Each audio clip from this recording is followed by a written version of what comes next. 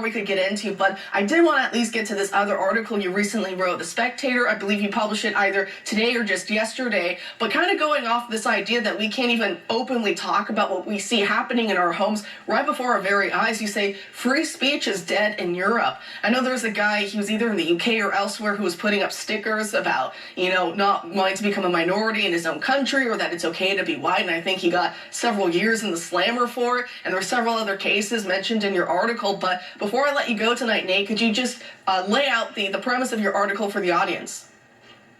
Right. Well, look, we've got plenty of censorship and free speech issues in Europe, or in America, excuse me, but Europe is exponentially worse, and I think a lot of Americans don't understand just how bad the conditions have gotten in Europe.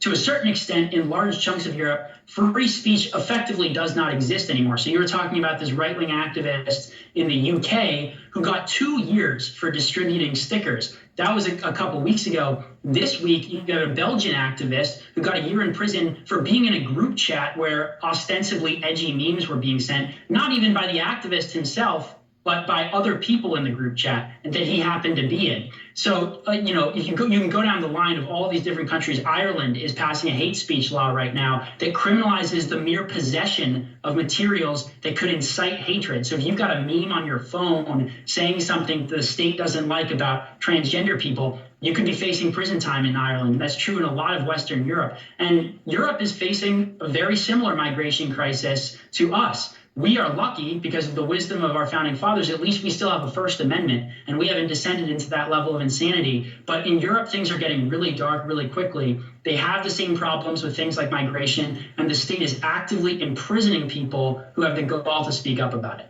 Even in Germany, aren't they trying to get rid of that one center-right group, AfD, I believe? And I think it's even headed, or one of the main leaders of it is a lesbian woman. So it's not like it's a super social conservative movement. They're just, not big or very keen on the whole immigration issue. And there's talk about just completely getting rid of the entire political group, not letting them run for seats and all the rest. You also mentioned in your article by Päivi Räsänen in Finland, a politician there who was talking about the Bible and, saying that she believes what the Bible says about marriage being between just one man and one woman, and she was being hit with all sorts of horrific hate crime charges. I mean, like you said, it goes on, and we want to look at Europe to say, let's not keep heading that way. Nate, thanks so much for making time for us tonight. Thanks so much for having me. Appreciate it. And coming